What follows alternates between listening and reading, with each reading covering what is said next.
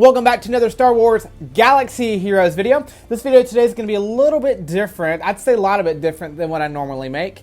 I mentioned in a video either yesterday or today, depending on when I ever post this video, which is that I was talking about why Galactic Legends were so expensive. And I mentioned an economic principle that I'm not sure everybody understands. And I figured today I would go into it. So this video is going to be titled The Economics Behind Star Wars Galaxy Heroes and Why the Galactic Legends Were So Expensive. So with that said, I got myself my handy dandy whiteboard, and also known as Cinnamon Toast Crunch box with two thumbtacks and a piece of paper in it. This is how you make videos on a budget, my friends, okay? All right, so with that said, got my Sharpie. Let's go. Okay, so right here, we have the beginnings of a graph. This upwards line right here is going to represent price, and this downwards line right here is going to represent quantity. So to explain what I mean by that, as you go upwards up this line, your price is going to increase. And as you go further out this line, your quantity is going to increase, all right? So next on this graph, I have drawn this little curved line, all right? What that represents is supply. So the principle behind this is for the manufacturers, right? So if you're manufacturing a product and it doesn't make you a lot of money, you're not going to want to make a lot of quantity of it, okay? So down here, the price is low because you're low on this side, right? And you're going to want that quantity to be low because it's not worth your time to make it, okay? Whereas up here, the price is incredibly high and you're going to make a lot of money on it, so you want to make a lot of quantity, so you'll make more money. Does it make sense? So this line right here represents the manufacturers. It's your supply, all right? Now we have another line that appeared on this graph. This line is the demand line. So the idea here is when price is incredibly high, the demand is low. Quantity of demand, right? Price is high, nobody wants to buy it. If it's something super expensive, they're not going to want to buy it. So the quantity behind the demand is low. Whereas as the price goes down, okay, trending downwards, the quantity of the demand is going to be higher. So to recap what this means, if you're a manufacturer and you're representing supply, ideally in a perfect world, if you can make a lot of money on it, right, you're going to want to make a ton of it. But what you have to take into account is this demand curve. This represents the consumers. If the price is high, nobody's going to buy them, okay? Because the customers represent this line over here. Over here, the customers want it because it's cheap, but the problem is you don't have it because it's not worth your time. Up here, you have it because you're going to make a lot of it, and you make a lot of money off of it, excuse me, but over here, the customers don't want to pay that much. Does it make sense? So where these two lines intersect, right here at this point, is called your equilibrium price. What that means is the suppliers are selling the product for the perfect price, and they're making the perfect quantity to meet the price that the customers are willing to pay and the quantity of customers that are willing to pay that price, if that makes sense. So that's called your equilibrium price, all right? So what does this mean for Star Wars Galaxy of Heroes? The demand line is represented by the players. The supply line is represented by Capital Games. What Capital Games has to do, because they're designing this economy, is they have to find this equilibrium price. What I mean by that is they have to set the right price to match the quantity of units they're willing to sell with the number of players who will buy those units at that price. So the problem you're dealing with here is when you're designing a virtual economy. It's different when you're designing a real world economy because you're dealing with actual physical products. You can run out of them if you don't make enough. Whereas with Capital Games, it's a virtual product, so they can make an unlimited amount of it. So for them, it's very important that they sell at this point right here, this equilibrium price. Because if their price is too low, they're not going to run out. Like in a normal world, this part of the line right here represents when you run out. Okay? This part of the line represents when you make too much. But in a virtual world, you don't have that problem. Because it's all virtual. There is no physical product. So essentially what's going to happen is you designed, like let's say Galactic Legends, you designed them to where only, let's say 2,000 people get it within the first week. But if you didn't set the price high enough, the quantity of people that unlock them is just going to go out here. Because you're not held back by you didn't make enough, because it's virtual. So if you're designing an economy, you have to set this price point right here to be the perfect amount for the amount of units you're wanting to sell at that time.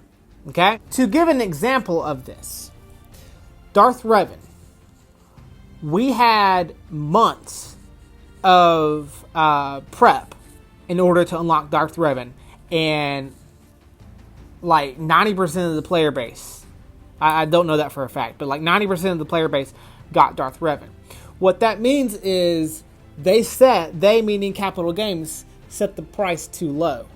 So down here, this point right here would represent Darth Revan. Because they set the price low, they were aiming for here, but the price was too low, so the players went here. So they sold too much of it. Okay? And it threw their in-game economy off. Because when you're dealing with people who are willing to pay, you don't want all your players unlocking your content day one. You have to, if you're going to continue to keep people spending, you have to make the people that are spending feel like their dollar is valued, and so that they will spend. So with Darth Revan, they set the price point too low, and the demand was too high. Again, because we're dealing with a virtual game, there is no problem where you would run out of your manufactured product. In the real world, if you set your price point too low, you're going to have a run on it, and then you're going to run out of it, and people aren't going to be able to have it. Because you're going to have sold too much at too low a price, and then there's not going to be the supply to meet that demand. But in a virtual world, it doesn't matter. You're just going to throw your in-game economy off because your price is too low. Why sell only 2,000 new characters at $1,000 a piece when you can sell 100,000 new characters at $100 a piece? Because you're going to make more money if you sell at the lower price. And the answer to that is most likely yes. Capital Games can make more money if they sell more units at a lower price. But the problem with that is it destroys the competitive nature of this game. This game the core principle of this game is the fact that we are building up a roster and collecting characters. And there are people who are willing to spend a very, very handsome penny on having a very elite roster.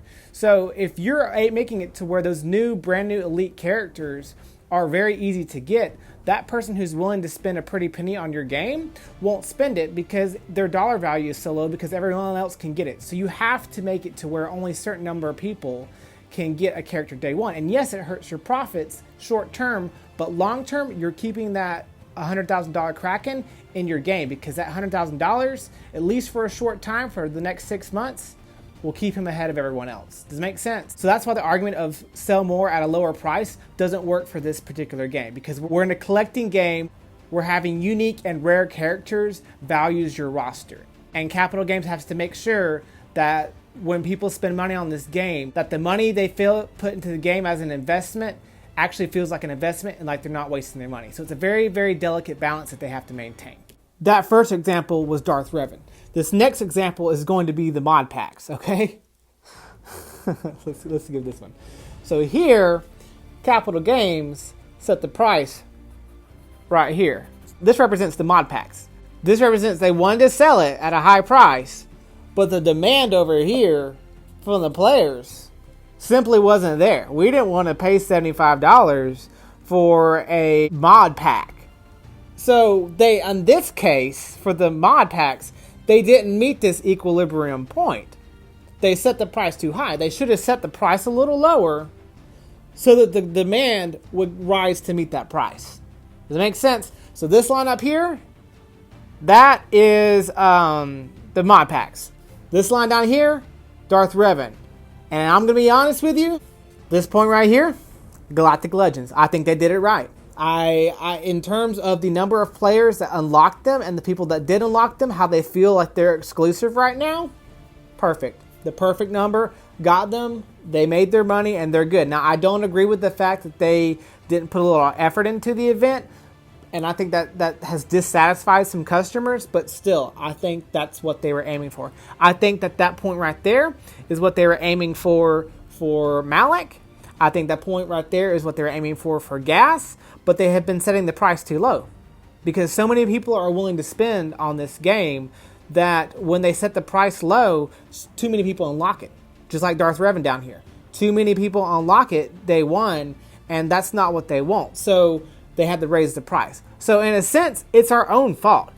Capital Games does control the economy in Star Wars Galaxy of Heroes, but the problem is the customers, the consumers, us, the players, we set what we're willing to pay. And if they're trying to sell a certain amount of one unit, they have to raise their price their price to meet our demand if they're only wanting to sell an exclusive amount of that character as the opening round. So I hope that makes sense. That's just a very basic economics. I'm not a teacher. I'm not going to pretend like I'm an expert on this, but I do have an understanding. I am in the finance world. That's what I went to school for, and that's what I'm working in right now. So I do have a small understanding of what this means. I hope that helps you understand why Galactic Legends were so expensive.